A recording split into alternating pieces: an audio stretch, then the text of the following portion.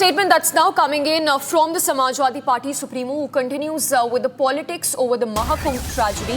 The Samajwadi Party Supremo, Akhilesh Yadav, who says that the government must publish the list of those who have died in this stampede. Further adding that he will not meet the victims because there will be an attempt to give it a political color by the BJP.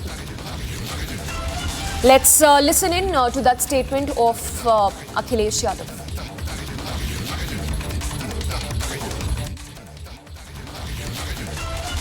जो लोग वहाँ पर जानकारी रखते हैं, जिनको जानकारी मिली है, ये घटना रात की है और अब तो वो बातें साफ़ हो गई हैं। समय बताने की, कोई 1 बजे की बता रहा है, कोई 1 बजे से पहले की बात बता रहा है।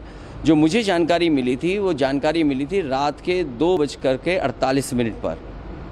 अगर मुझे सूचना मिल सकती है 2:48 पर, तो सरकार को तो सूचना रही होगी। दुर्भाग्य इस बात का है कि सुबह सुबह सरकार का जो ट्वीट आया, वो ट्वीट कोई कल्पना नहीं कर सकता कि ऐसा भी सरकार ट्वीट कर सकती है। तो जहां मीडिया का रोल अलग होना चाहिए, जिस तरह का व्यवहार मीडिया का था, मुझे वो कोई संकोच नहीं है कि मीडिया के सवाल ना उठाया जाए। जब मीडिया इतना प्रचार कर रही थी तो सरकार को समय समय पे मीडिया को भी जगाना चाहिए था कि कहाँ पर व्यवस्था ठीक नहीं है। केवल ये बात कह देना कि वीआईपी की वजह से इतनी बड़ी घटना हुई है, ये दुर्भाग्यपूर्ण है। इसलिए दुर्भाग्यपूर्ण है क्योंकि सरकार खुद न्योता दे रही थी, सरकार खुद कार्ड बांट रही थी।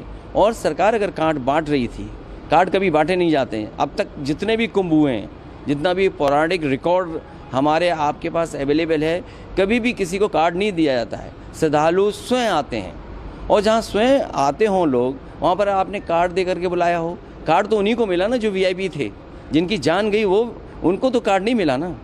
तो कार्ड जिसको दिया उसकी तो जान नहीं गई। जिनको कार्ड नहीं मिला, जो श्रद्धा से आए, जो धार्मिक भावना के साथ आए, जो केवल किसी सरकार की वजह से नहीं उस धर्म से जुड़े हैं, उस कुंभ से जुड़ते हैं लोग। कुंभ में आस्था रहती है और जो कुछ हुआ है उसमें सरकार की जिम्मेदारी है।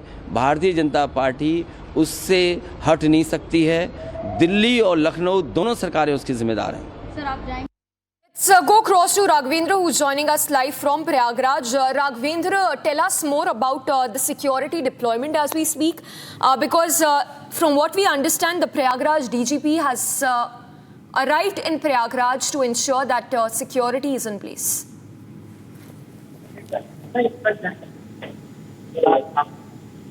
All right, there seems to be a network problem. We will try and reconnect with Raghavendra.